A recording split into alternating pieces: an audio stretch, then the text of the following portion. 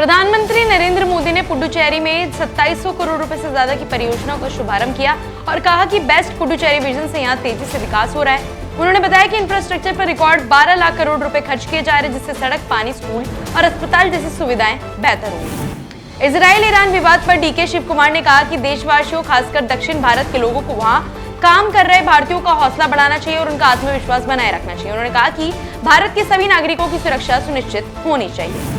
मथुरा में होली से पहले लठमार होली का भव्य आयोजन हुआ, जिसमें बड़ी संख्या में लोग सड़कों पर उतरकर शामिल हुए। परंपरा के अनुसार महिलाओं ने पुरुषों पर लाठियां बरसाई और रंग गुलाल के साथ उत्सव मनाया गया। 4 मार्च को होने वाली होली पर्व से पहले इस आयोजन ने पूरे शहर को उमंग और श्रद्धा के रंग में रंग दिया है।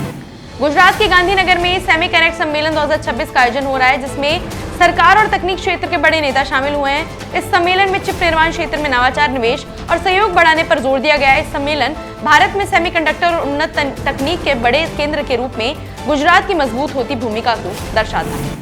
पटना में बिहार विधानसभा विपक्ष के नेता तेजस्वी यादव ने कहा कि आज शाम 7 बजे आरजेडी संसदीय बोर्ड की बैठक होगी, जिसमें राज्यसभा चुनाव को लेकर रणनीति तय की जाएगी। उन्होंने बताया कि बैठक में आगे की राजनीतिक तैयारियों पर चर्चा होगी। दिल्ली के जंतर मंतर पर अरविंद केजरीवाल ने कहा कि अदालत का हालिया फैसला ऐतिहासिक है। उन्होंने आरोप लगाया कि नरेंद्र मोदी और अमित शाह ने उन्हें 4 साल से झूठे शराब घोटाले में फंसाने की कोशिश की थी।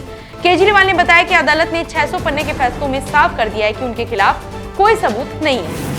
आंध्र प्रदेश में चीफ जस्टिस सूर्यकांत ने नए जिला न्यायालय परिसर की आधारशिला रखी। इस अवसर पर उन्होंने कहा कि न्यायपालिका पर जनता का भरोसा और सम्मान लगातार बढ़ रहा है। उन्होंने समय पर न्याय देने की आवश्यकता पर जोर देते हुए बेहतर और तेज न्याय व्यवस्था का संदेश दिया।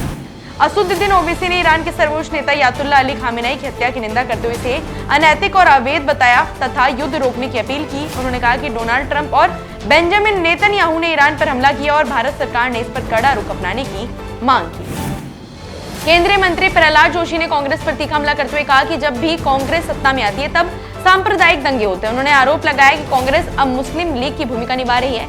ये बयान उन्होंने हाल ही में दिया है, जिससे राजनीतिक हलकों में बहस तेज हो गई। नरेंद्र मोदी ने मदुरई में 4400 करोड़ रुपए से अधिक की संरचना परियोजनाओं का शिलान्यास और उद्घाटन किया। इन परियोजना का उद्देश्य क्षेत्र में बेहतर कनेक्टिविटी और सुगम आवागमन सुनिश्चित करना है। इससे स्थानीय आर्थिक विकास को गति मिलने और रोजगार के नए अवसर बनने की उम्मीद है। पठानकोट में हरियाणा के मुख्यमंत्री नायब सिंह सैनी ने कहा कि पंजाब में कानून व्यवस्था की स्थिति बहुत खराब है और युवाओं में नशे की समस्या बढ़ रही है। उन्होंने आरोप लगाया कि सरकार केवल झूठे दावे कर रही है। सैनी ने कहा कि हरियाणा सरकार ने जल भराव की स्थिति में किसानों को मुआवजा देकर राहत देने का काम किया है।